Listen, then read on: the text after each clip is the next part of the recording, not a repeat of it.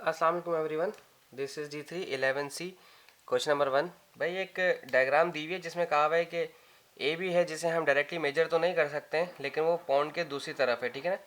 और पॉन्ड के दूसरी तरफ वाली जो साइड है वो मेजर की जा सकती है। बट कुछ इस तरह से उन्होंने हमें बताया है, और ये एक पॉइंट दे दिया उन्होंने हमें सी शेप के अंदर।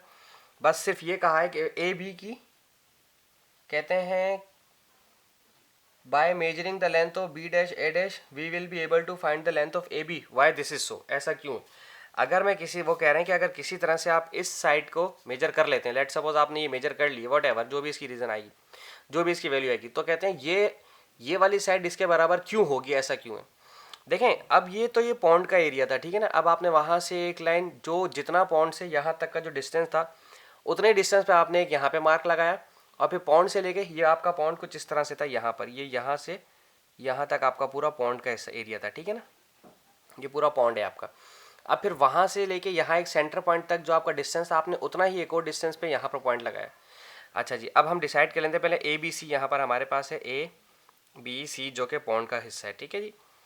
और सी चूँकि वर्टिकल ऑपोजिट है, इसलिए सी तो दोनों में बराबर रहेगा। अब ये वाला जो ए है वो इस ए के एंगल के बराबर होगा। क्यों? क्योंकि यहाँ पे डबल साइडेड लाइन है इसके इक्वल, और यहाँ डबल साइडेड है इसके सामने, तो ए जो है वो ए डैश के बराबर हुआ। और जो बी है वो, क्योंकि यहाँ पे सिंगल डॉटेड लाइन है, यहाँ सिंगल डॉटेड लाइन है, वो अपोजिट ऑफ बी डैश है, और ये सिंगल अपोजिट लाइन जो है वो अपोजिट टू बी है, तो ये बी जो है बी डैश के अपोजिट हो गया, ठीक है जी। अच्छा, ये तो एक बात हो गई, हमें समझ में आ गई। अब वो कहते हैं कि ऐसा क्या है कि जब मैं ए डैश और बी डैश मालूम करूंगा तो ये भी आ जाएगा। देखें, अगर किसी तरह मैं साबित कर दूं कि ये दोनों ट्रायंगल आपस में कॉन्ग्रेंट हैं या सिमिलर हैं, तो फिर मसला सारा हल हो जाएगा। अच्छा जी, अब मैं बताता हूँ कि इसके हम क्या क्या चीज़ें कैसे कैसे ले सकते हैं। देखें जी, सबसे पहले तो हम ले रहे हैं ए सी equals to A dash C. क्यों? क्योंकि ये गिवन है, ये वाली साइड जो थी मुझे ये गिवन है, this is G for given. A से सी और सी से ए डैश, ये वाली बात मुझे गिवन है। अब जैसे मैंने कहा था कि बी से यहाँ तक का जो डिस्टेंस आएगा उतने ही डिस्टेंस हमने एक और खुद से ड्रॉ किया है, तो लिहाजा बी से सी का डिस्टेंस और बी डैश से सी का डिस्टेंस जो है बराबर है। ये भी हमें ऑलरेडी गिवन था क्वेश्चन के अंदर। अब जो बाकी जो आखिरी बात रह गई है वो क्या बात रह गई है कि ए सी बी, जो ए सी बी जो ट्राइंगल है वो बराबर होगा ए डैश सी और बी डैश के। वजह क्या है कि ये वर्टिकली ऑपोजिट है, V O dash means vertically opposite. तो लिहाजा हमारे पास ये जो ट्राइंगल बना है, इस ट्राइंगल का नाम बनेगा side angle side postulate.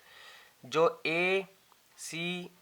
A B C equals congruent to A dash B dash और सी, तो साइड एंगल साइड पोस्टुलेट की मदद से वजह से ये दोनों ट्राइंगल आपस में सिमिलर हैं।